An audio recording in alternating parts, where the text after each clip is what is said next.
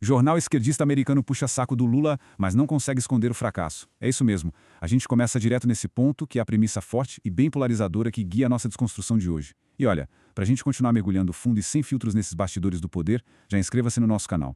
Sem enrolação, vamos examinar de perto os contrastes brutais entre o que a grande mídia relata e o que essa análise crítica aponta.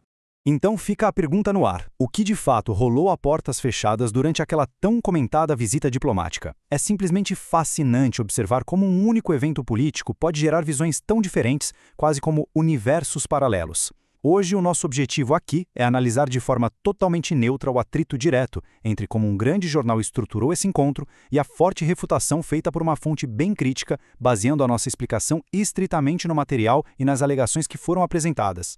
Vamos começar com a seção 1, a narrativa da imprensa.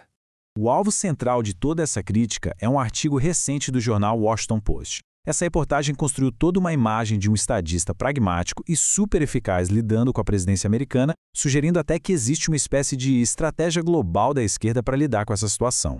Mas aí vem um contraponto, e a refutação aponta exatamente o oposto. A alegação dessa fonte crítica é que a mídia tenta enaltecer o encontro de uma forma totalmente artificial, mas que, na realidade, isso mascara um completo fracasso onde literalmente nenhum resultado prático foi conquistado. Nenhum.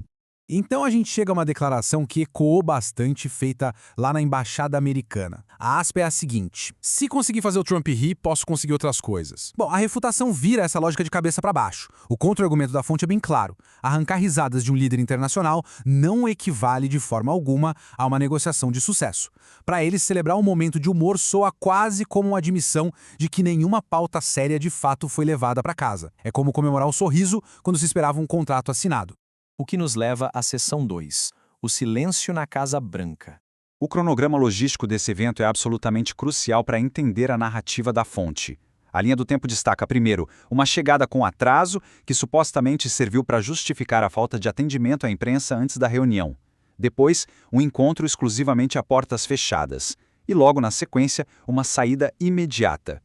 A análise afirma categoricamente que essa agenda passou longe de ser acidental. A teoria deles é que todos os horários foram intencionalmente manipulados com um único propósito em mente: inviabilizar completamente uma coletiva de imprensa conjunta. E qual seria o motivo para essa suposta fuga dos jornalistas? Controle narrativo absoluto. A premissa da fonte é que falar livremente bem longe da Casa Branca, que foi o que acabou acontecendo na embaixada, preveniu qualquer refutação em público. Pensa bem, a ideia central é que declarações feitas ali, lado a lado com o presidente americano, poderiam ser desmentidas por ele em tempo real. Então o distanciamento logístico serviu na prática como um escudo para blindar um discurso de cunho muito mais eleitoral, sem aquele risco chato de ser contestado na mesma hora. Avançando para a seção 3, a verdade sobre as tarifas.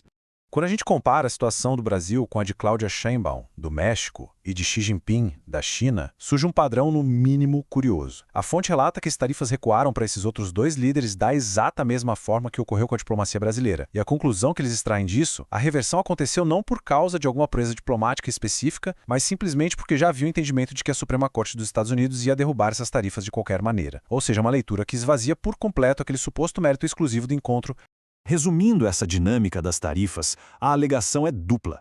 Primeiro, o Brasil não obteve absolutamente nenhuma vantagem que já não fosse acontecer por pura força do judiciário americano. E segundo, e isso é ainda mais sério, a fonte argumenta que o lado brasileiro fez concessões envolvendo áreas agrícolas sem nenhuma necessidade estratégica real. A perspectiva que a análise traz é a de que, basicamente, entregaram os anéis quando a mão já estava salva. Vamos agora para a parte 4, o fator JBS. É aqui que entra em cena Josely Batista, executivo da JBS.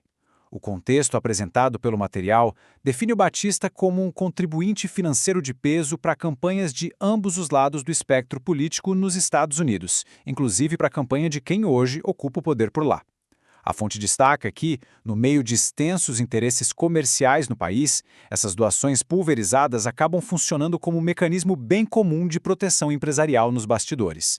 E as coisas ficam ainda mais intrigantes. A gravidade dessa conexão, segundo a análise, está na alegação de que o verdadeiro motor desse encontro todo não seria uma pauta diplomática legítima. Na verdade, seria um esforço desesperado ligado à situação jurídica da JBS lá nos Estados Unidos. A fonte reporta que a reunião teria sido orquestrada para tentar mitigar potenciais punições legais à empresa. Isso configuraria a visita muito mais como um favor corporativo disfarçado do que, de fato, uma política internacional de Estado. Chegamos à seção 5, o jogo eleitoral. A teoria aqui sugere que toda essa viagem foi, no fundo, uma cartada eleitoral meticulosamente pensada já de olho nas eleições de outubro. O objetivo? Projetar essa imagem de diplomata pragmático para tentar recuperar terreno contra os adversários políticos, especialmente depois que algumas campanhas narrativas recentes não surtiram o efeito esperado nas pesquisas. Em contraponto a isso, a visão da fonte é de que a liderança americana está perfeitamente ciente dessa jogada toda e, na prática, está só aguardando o desenrolar das urnas, ignorando o peso real do encontro. A análise também faz questão de abordar criticamente um dado bem específico. O artigo da imprensa mencionou que 60% dos brasileiros aprovavam os atritos que aconteceram no passado com a liderança americana. A fonte simplesmente rejeita o uso dessa estatística como sinal de algo positivo.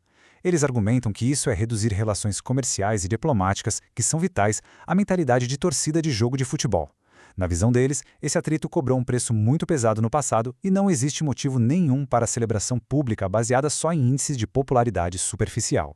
O que nos traz ao verdadeiro clímax dessa nossa desconstrução. Lá no final da entrevista concedida nos Estados Unidos, rolou mais uma declaração de destaque. A aspa foi: "O segredo é não desistir." Olha, a interpretação dessa exata frase no material que a gente está analisando é implacável. Ela é classificada como a pura retórica de quem perdeu. A lógica estruturada pela fonte é direta e reta. Quem sai vitorioso de uma negociação leva resultados práticos na mala e não precisa sequer cogitar a expressão não desistir. Portanto, essa fala carregaria nas entrelinhas uma admissão involuntária de fracasso. Para a fonte, isso serve como evidência fortíssima contra aquela narrativa de vitória que foi vendida. E assim, a gente chega ao limite da nossa jornada por esses bastidores da informação. De um lado, temos a construção midiática de um trunfo estratégico, do outro, uma desconstrução severa que aponta falhas logísticas, interesses paralelos e uma completa ausência de resultados práticos. Diante desse choque colossal de realidades, fica a nossa provocação essencial. Com essas narrativas todas competindo, qual vai ser o verdadeiro impacto de tudo isso nas relações bilaterais entre Brasil e Estados Unidos, enquanto o calendário corre sem freio em direção às eleições de outubro? Essa é a reflexão que a gente deixa no ar para quem acompanha de perto as engrenagens da política global.